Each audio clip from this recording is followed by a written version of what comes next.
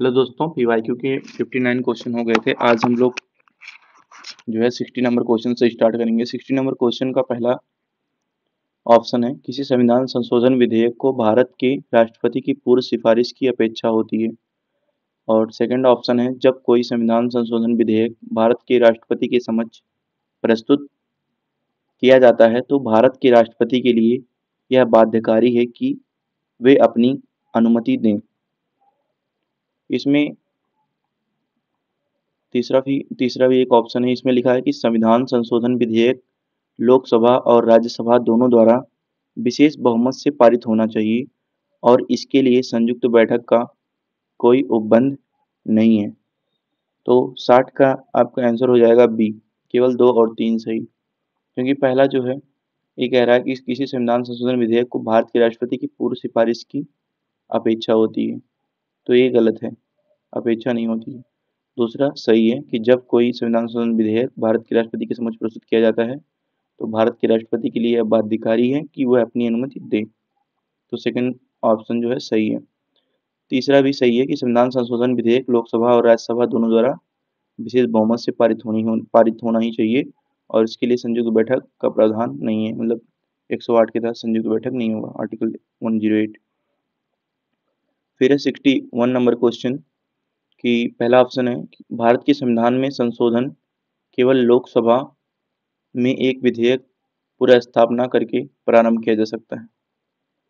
दूसरा है, यदि ऐसा संशोधन संविधान के संघीय चरित्र में परिवर्तन करने की मांग करता है तो संशोधन का अनुसमर्थन भारत के सभी राज्यों के विधानमंडल द्वारा किया जाना भी आवश्यक है। उपरोक्त कथनों में कौन सा सही है और कौन सा गलत है, इसके बारे में केवल एक, केवल दो, एक और दो, ना तो एक ना तो दो। तो यहाँ पे देखो, पहली बात तो आप लोग दो वर्ड देख सकते हैं, यहाँ पे तो केवल लगा है। तो केवल लगा है तो ये क्लियर होता है कि हमेशा तो नहीं, लेकिन कभी कभी होता है। और यहाँ सभी लगा है तो ये दोनों की वजह से जहाँ लगा रहता है ये गलत होता है। तो इसलिए ना तो एक ना तो दो सही होगा। और भारतीय संविधान में संशोधन केवल लोकसभा में एक विधेयक पुनर्स्थापना करके प्रारंभ किया जा सकता है, केवल लोकसभा में नहीं, राज्यसभा में हो सकता है। दूसरा, यदि संशोधन संविधान के संघीय चरित्र में परिवर्तन करने की मांग करता है तो संशोधन का अनुसमर्थन भारत के सभी राज्यों के विधानमंडल द्वारा किया जाना है। सभी राज्यों नहीं, आधे से अधिक मतलब राज्य होते हैं शायद।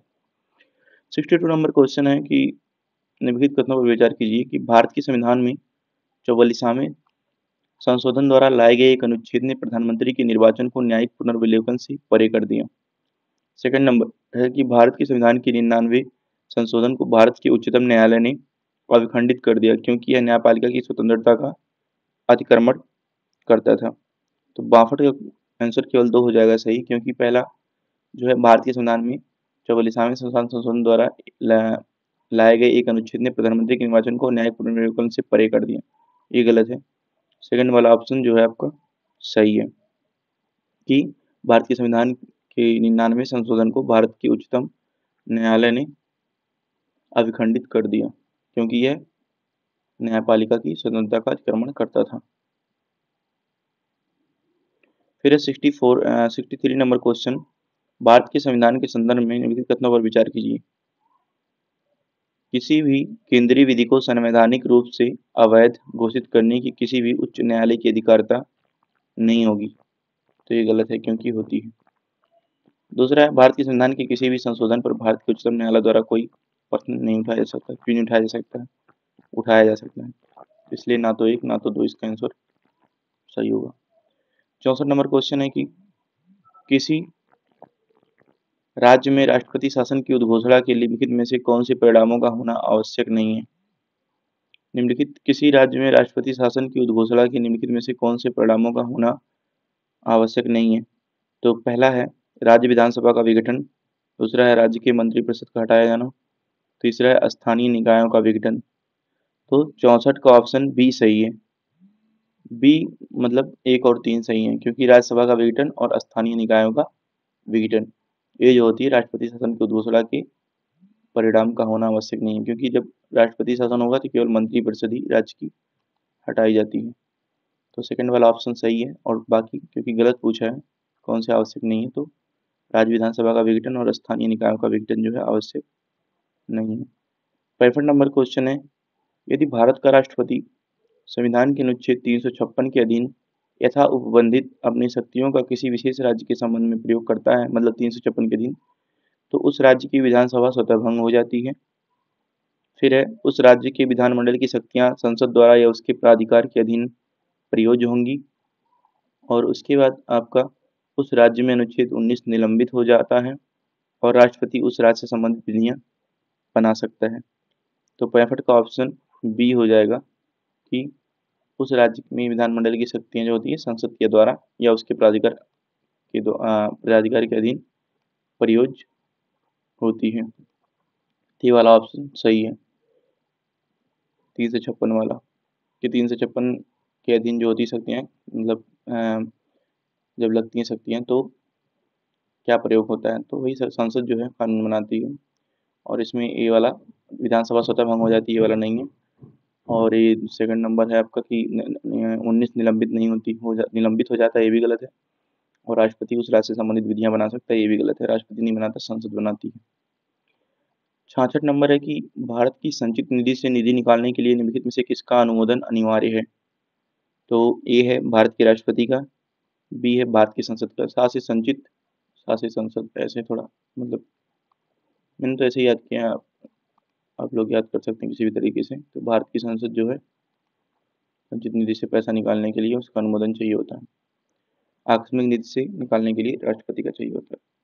67 नंबर क्वेश्चन है, केंद्र सरकार द्वारा सरकारी व्यवसाय के संचालन के लिए करों और अन्य प्राप्तियों के माध्यम से प्राप्त सभी राजस्व का श्रेय दिया जाता सभी राजस्व को श्रेय दिया जाता है। पहला भारत की आकस्मिकता निधि, दूसरा लोक खाता, तीसरा भारत की संचित निधि, डी जमा और अग्रिम निधि। तो 67 नंबर क्वेश्चन का आंसर है सी, भारत की संचित निधि।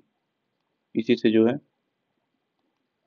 राजस्व का श्रेय दिया जाता है इसी को। केंद्र सरकार द्वारा सरकारी व्यवसाय के संचालन के लिए भारत की संचित निधि से ही पैसा जाता है। 68 नंबर क्वेश्चन है, निम्नलिखित कथनों पर विचार कीजिए। एक संवैधानिक सरकार वह है जो, पहला ऑप्शन है, राज्य प्राधिकरण के हित में व्यक्तिगत स्वतंत्रता पर प्रभावी प्रतिबंध लगाता है। अगर व्यक्तिगत स्वतंत्रता पर प्रतिबंध लगा देगा तो कैसे ये संवैधानिक सरकार हुआ, तो ये तो गलत हो जाएगा, पहला गलत हो जाएगा। दूसरा, व्यक्तिगत स्वतंत्रता के हित में, मानी कि व्यक्ति की स्वतंत्रता सर्वोपरि होगी। ये क्वेश्चन कई बार पूछा है ना, कई तरीके से, तो इसका ऑप्शन 2 हो जाएगा, बी सही, केवल पहला गलत हो जाएगा। 69 नंबर क्वेश्चन है, अगर स्लो लग रहा होगा तो इंटू 2 के स्पीड में देखिएगा। 69 नंबर क्वेश्चन है, भारत में संसदीय प्रणाली की सरकार है। क्यों संसदीय प्रणाली की सरकार है? क्योंकि उत्तरदायित्व वाला तो नहीं है इसमें कहीं, मंत्रिपरिषद लोकसभा के प्रति उत्तरदायी होता है, तो ऑप्शन सीधे दिख रहा है उत्तरदायी वाला, एक बार और आया था इस PYQ में। 69 का डी हो जाएगा। 70 का क्वेश्चन, लोकतंत्र का उत्कृष्ट गुण यह है कि वह क्रियाशील बनाता है। किसको क्रियाशील बनाता है? साधारण पुरुषों और महिलाओं की बुद्धि और चरित्र को क्रियाशील बनाता है। लोकतंत्र है भाई, तो अपने हिसाब से कुछ भी इन लोग बुद्धि अपना बढ़ेगा, इन लोगों का काम करेंगे तो उस हिसाब से, क्योंकि लोकतंत्र है ना, अपने हिसाब से काम करे जो मन करे वो। फिर है, दूसरा ऑप्शन दिया है कि अगर कार्यपालिका नेतृत्व को सशक्त बनाने वाली पद्धतियों हो, तो ये गलत हो जाएगा। लोकतंत्र का काम गतिशीलता और दूरदर्शिता से युक्त एक बेहतर व्यक्ति को, उसे देखने में तो चारों, अगर पहली बार पढ़ेंगे तो चारों सही लगेंगे, क्योंकि 70 का ए ऑप्शन सही होगा। 71 नंबर क्वेश्चन है, संसदीय व्यवस्था वाली सरकार वह होती है जिसमें, ए ऑप्शन, संसद के सभी राजनीतिक दलों का सरकार में प्रतिनिधित्व होता है। दूसरा, सरकार संसद के प्रति उत्तरदायी होती है, संसद के प्रति नहीं उत्तरदायी होती, लोकसभा के प्रति उत्तरदायी होती है और उनके द्वारा हटाई जा सकती है। बट संसद में लोकसभा आती है, तो यही ऑप्शन सही होगा, संसद की प्रति उत्तरदायी होती है सरकार, या लोकसभा, संसद में लोकसभा भी आता है ना, और उनके द्वारा हटाई जा सकती है, तो ये वाला ऑप्शन सही होगा। 72 नंबर क्वेश्चन है, परिभाषा से संवैधानिक सरकार का क्या अर्थ है? संवैधानिक सीमित हो और क्या उस पर सीमा लगती हो, ऐसा ना हो कि मनमानी तरीके से काम करे। 72 का ऑप्शन यही हो जाएगा। 73 का है, संवैधानिक सरकार का अर्थ है। संवैधानिक सरकार, अब देखो 2021 में भी क्वेश्चन आया था, 2020 में भी सेम क्वेश्चन आया था, तो इसमें भी सीमा लगा दो कहीं, कहाँ सीमा लग रहा है? संविधान की शर्तों के द्वारा सीमित सरकार, देखो यहाँ पे PYQ हल करने का फायदा 20-21 दोनों में आया। तो 73 का हो जाएगा डी। 74 देखते हैं, 74 नंबर क्वेश्चन है, हमने ब्रिटिश मॉडल के आधार पर संसदीय लोकतंत्र को अपनाया, लेकिन हमारा मॉडल उस मॉडल से अलग है। तो हमारा मॉडल किस लिए अलग है ब्रिटिश मॉडल से? तो पहला कह रहा है कि विधान के संबंध में ब्रिटिश संसद सर्वोच्च या संप्रभु है, लेकिन भारत में संसद की कानून बनाने की शक्ति सीमित है। पहला ऑप्शन है 74 का। दूसरा ऑप्शन है भारत में संसद की किसी भी अधिनियम के संशोधन की संवैधानिकता से संबंधित मामलों को सर्वोच्च न्यायालय द्वारा संविधान पीठ को भेजा जाता है। तो सही है, संवैधानिकता की जांच करती है सर्वोच्च न्यायालय। और ये भी सही है पहला कि भारत में संसद की कानून बनाने की शक्ति क्या है, सीमित है।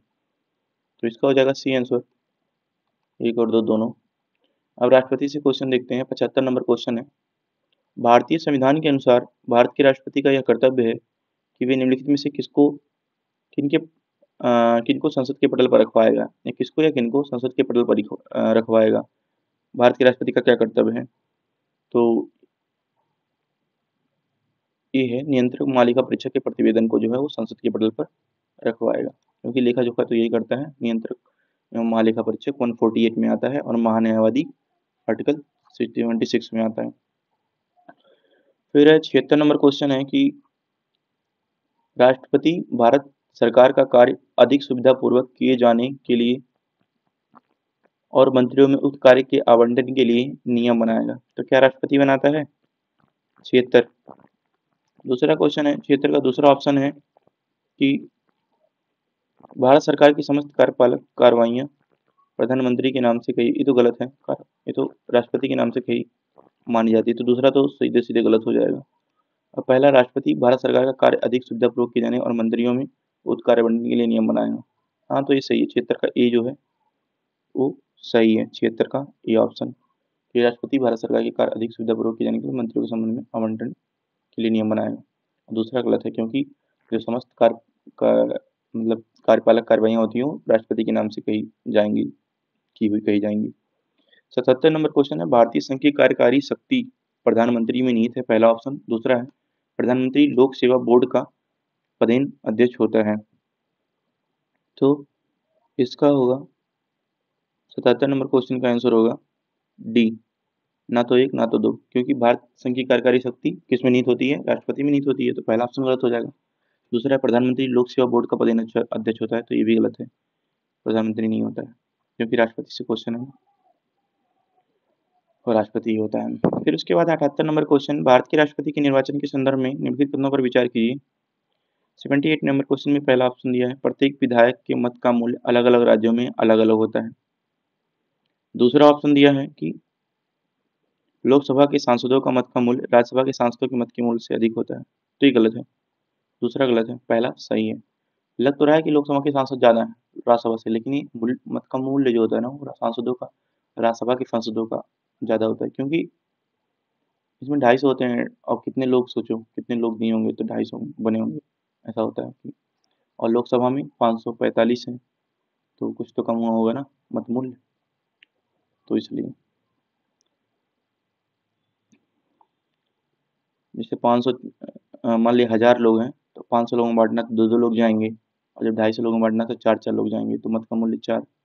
तो ऐसे करके 79 नंबर क्वेश्चन है कि निम्नलिखित कथनों पर विचार कीजिए। राज्यसभा के सभापति और उपसभापति उस सदन के सदस्य नहीं होते हैं।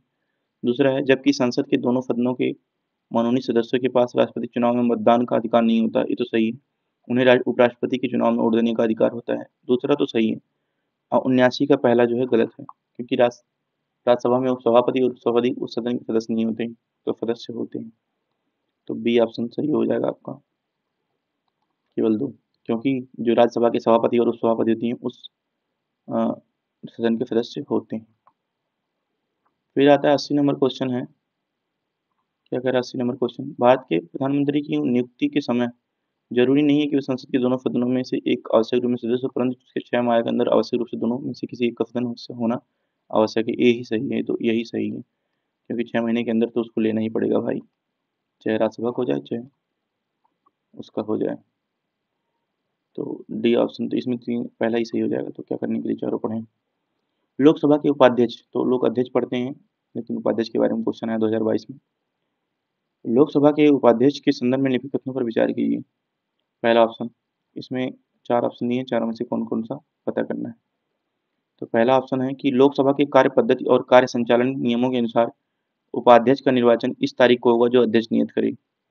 तो पहला तो सही होगा भाई, क्योंकि अध्यक्ष ही डिसाइड करता है कि कब जो है वो होगा, चुनाव होगा उपाध्यक्ष का, मतलब नियुक्त किया जाएगा। यह आज्ञापक उपबंध है कि लोकसभा के उपाध्यक्ष के रूप में किसी प्रतियोगी का निर्वाचन या तो मुख्य विपक्षी दल से या शासक दल से होगा। ये गलत है, मुख्य विपक्षी दल या शासक दल से नहीं होगा।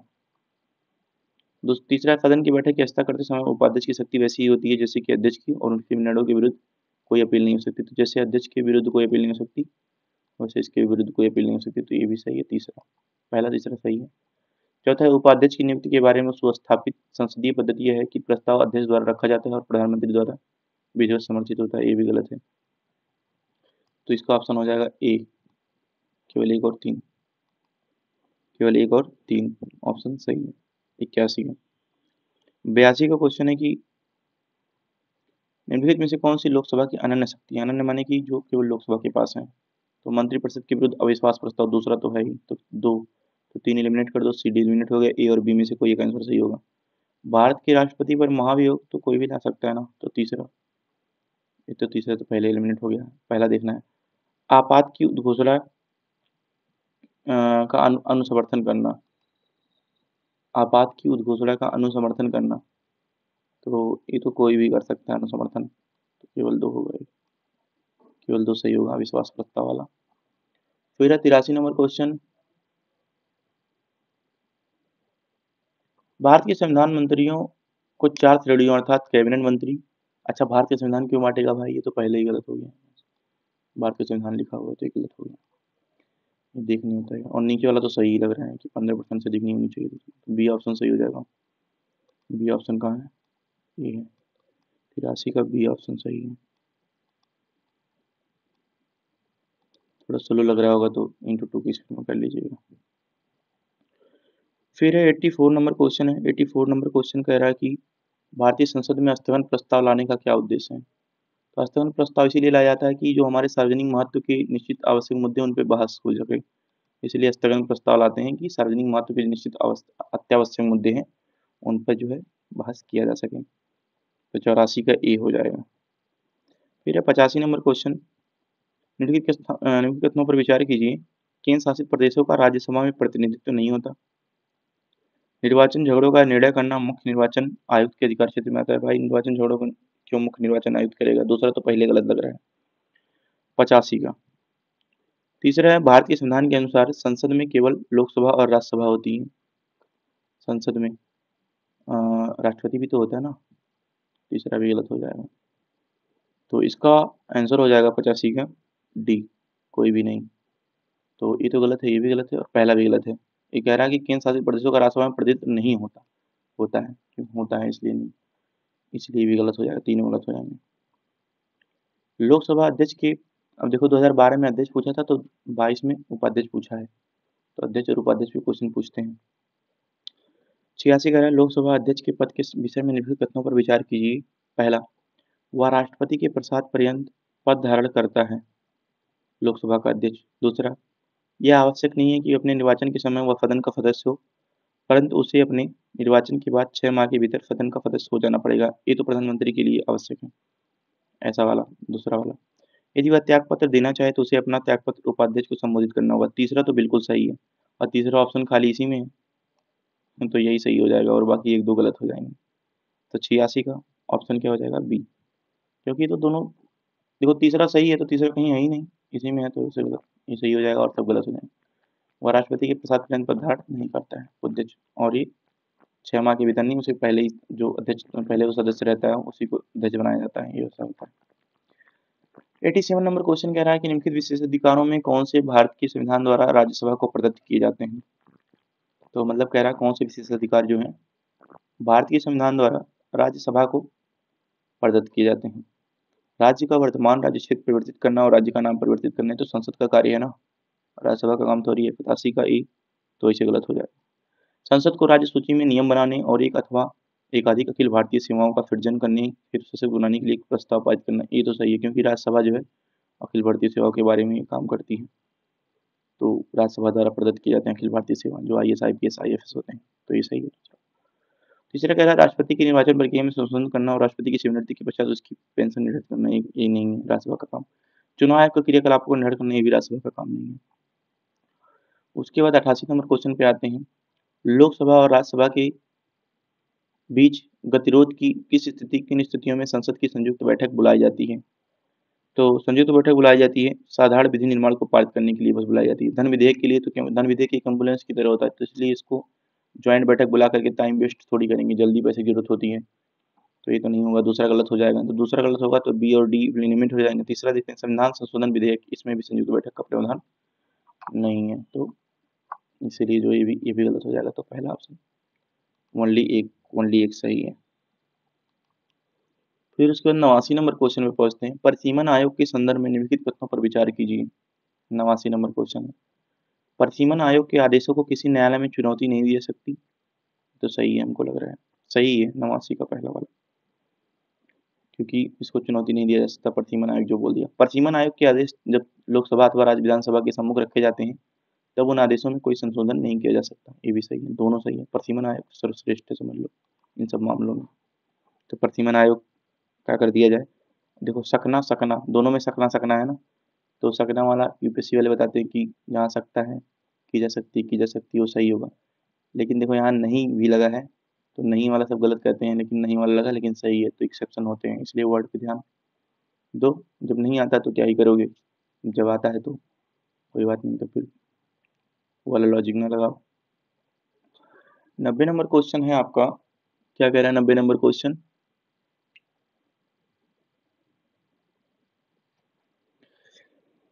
यदि वार्षिक संघीय बजट लोकसभा द्वारा पारित नहीं होता है तो, इसमें ABCD करके नहीं दिया, 4 ऑप्शन दिए हैं। यदि वार्षिक संघीय बजट लोकसभा द्वारा पारित नहीं होता है तो पहला ऑप्शन है बजट में संशोधन कर या दोबारा पेश किया जाता है। बी सुझाव है तो बजट राज्यसभा को भेज दिया जाता है।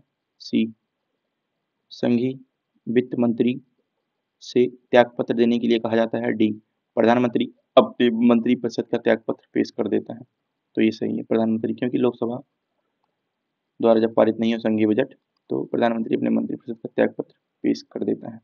ये डी है, क्योंकि इसकी वो दर्शाता है ना कि इसके मतलब काम अच्छे से नहीं हो रहा है, बजट संघीय बजट पारित नहीं हो रहा है, वार्षिक संघीय बजट, तो इसलिए त्यागपत्र वो क्या करना पड़ता है, त्यागपत्र पेश कर देता है।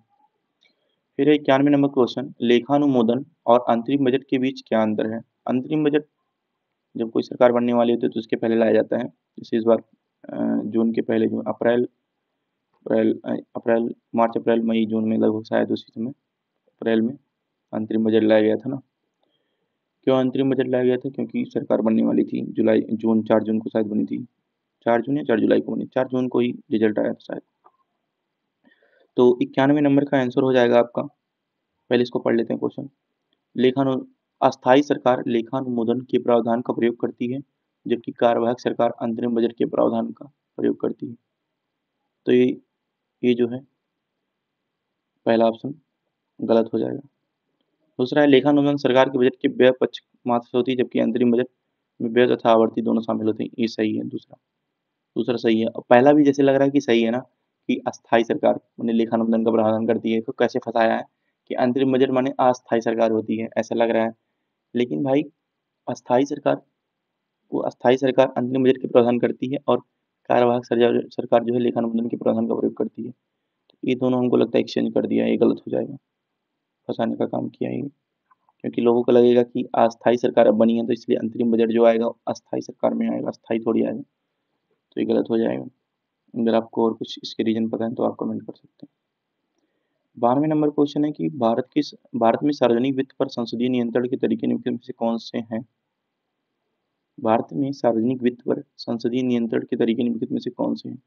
संसद के समक्ष वार्षिक वित्तीय विवरण प्रस्तुत करना, विनियोग विधेयक पारित होने के बाद ही भारतीय संसद से धन की निकासी, अनुपूरक अनुदान और लेखानुमोदन खातों के प्रावधान। चौथा है संसदीय बजट का कार्यालय द्वारा कार्यक्रम व्यापक आर्थिक पूर्वानुमान की और व्यय की अवधि की कम से कम मध्यवर्ती समीक्षा।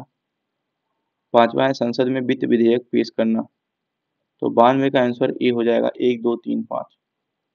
1 2 3 5 होगा, 4 नहीं होगा, क्योंकि संसदीय बजट कार्यालय द्वारा कार्यक्रम व्यापक आर्थिक पूर्वानुमान और व्यय की अवधि किया कम से कम मध्यवर्ती समीक्षा। ये जो है भारत में सार्वजनिक वित्त पर संसदीय नियंत्रण के तरीके तरीके नहीं है। संसदीय नियंत्रण कैसे कैसे होता है, कौन सा ऑप्शन सही है आपका, 1 2 3 5। तो पहला, संसदीय नियंत्रण संसद के समक्ष वार्षिक वित्तीय विवरण प्रस्तुत करना, ये संसदीय नियंत्रण में है, तरीके हैं। विनियोग विधेयक पारित होने के बाद ही भारत की संचित निश्चित धन निकासी, ये भी विनियोग विधेयक जब पारित हो जाता है तो संचित निश्चित धन निकलता है, ये भी सही है। अनुपूरक अनुदान और लेखानुमोदन खातों का प्रदान, ये भी है। लेकिन संसदीय बजट कार्यालय द्वारा कार्यक्रम, व्यापक आर्थिक पूर्वानुमानों और व्यय की आवधिक या कम से कम मध्यवर्ती समीक्षा, ये वाला संसदीय नियंत्रण में नहीं आता। संसद में वित्त विधेयक पेश करना, ये भी आता है। तो 4 को छोड़ के इसमें 1 2 3 5। अब इसमें देखो ये भी ट्रिक बताते हैं लोग कि जिसमें 5 ऑप्शन दिए तो 1 2 3 4 5 पाँचों सही होते हैं, लेकिन देखो इसमें 4 को गैप मार दिया है, 4 सही नहीं है, तो इसलिए 92 का आंसर हो जाएगा ए। 93 क्वेश्चन देखते हैं कि लोकसभा लोक लेखा पर संसदीय समिति, लोकसभा के 25 से अधिक सदस्य नहीं होते हैं लोक लेखा पर संसदीय समिति में। दूसरा है, पहला तो गलत हो जाएगा, 25 से अधिक सदस्य नहीं होते, और 15 सदस्य होते हैं शायद लोक लेखा समिति में। सरकार के विनियोग और वित्त खातों की जांच करता है, ये तो सही है। भारत की नियंत्रक और मालिका परीक्षा की रिपोर्ट तैयार करता है, ये दोनों सही है, तो पहला ही गलत हो जाएगा। फिर है 94 क्वेश्चन, निम्नलिखित कथनों पर विचार कीजिए। केंद्र में मंत्रिपरिषद संसद के प्रति, लोकसभा के प्रति उत्तरदायी होती है ना, और वहाँ पे सरकार लिखा था, तो इसलिए तो ये गलत हो जाएगा, संसद नहीं लोकसभा के प्रति। तो पहला ऑप्शन तो गलत हो जाएगा, तो 2 3 आंसर सही हो जाएगा, 2 3 आंसर सही होगा ऐसे ही बिना देखे।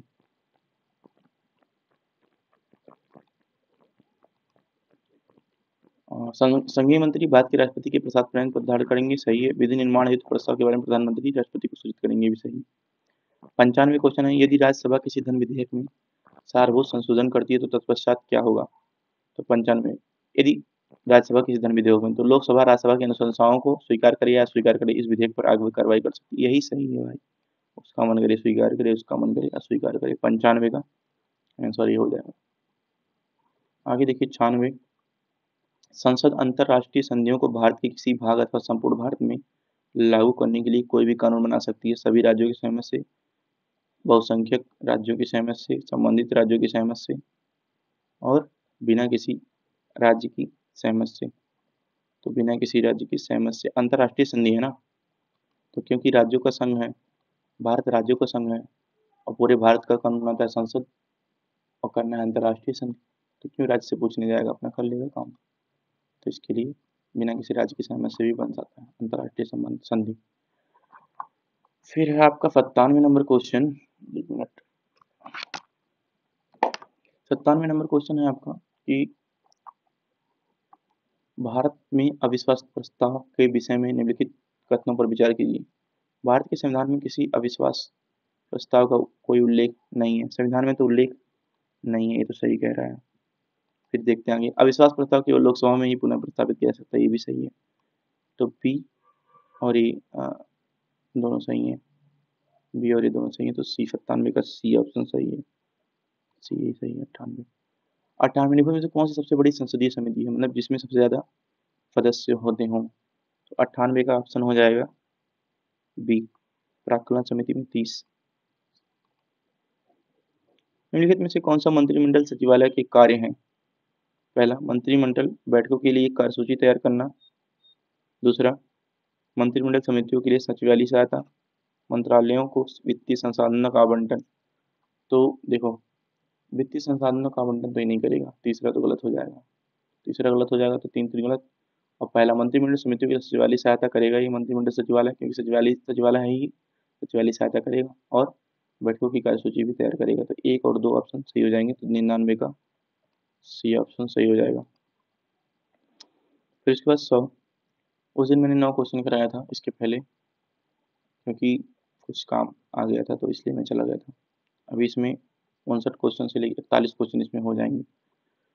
100 नंबर क्वेश्चन है कि राज्यसभा को धन विधेयक को अस्वीकार करने या संशोधन करने की कोई शक्ति निहित नहीं है, सही है, ये तो सही है, पहला तो सही है, बिल्कुल सही है, तो सी वाला ऑप्शन एलिमिनेट हो जाएगा। राज्यसभा अनुदान मांगों पर मतदान नहीं कर सकती, ये भी सही है, अनुदान मांगों पर मतदान नहीं कर सकती, राज्यसभा नहीं करती है अनुदान मांगों पर मतदान, तो ये भी सही है, तो 1 2 सही हो जाएंगे। तीसरा, राज्यसभा वार्षिक वित्तीय विवरण पर चर्चा नहीं कर सकती। तो ये तो चर्चा करती है भाई, दोनों में चर्चा होता है, तो ये गलत हो जाएगा। तीसरा गलत करके 1-2 सही हो जाएगा। तो 1-2 सही। तो आज के लिए सब क्वेश्चन है, और जो बाकी बचे हैं इसको बाद में करेंगे हम लोग। तो धन्यवाद अभी के लिए, इतने के लिए। अगर स्लो लग रहा होगा तो इंटू 2 की स्पीड में देख लीजिएगा। धन्यवाद।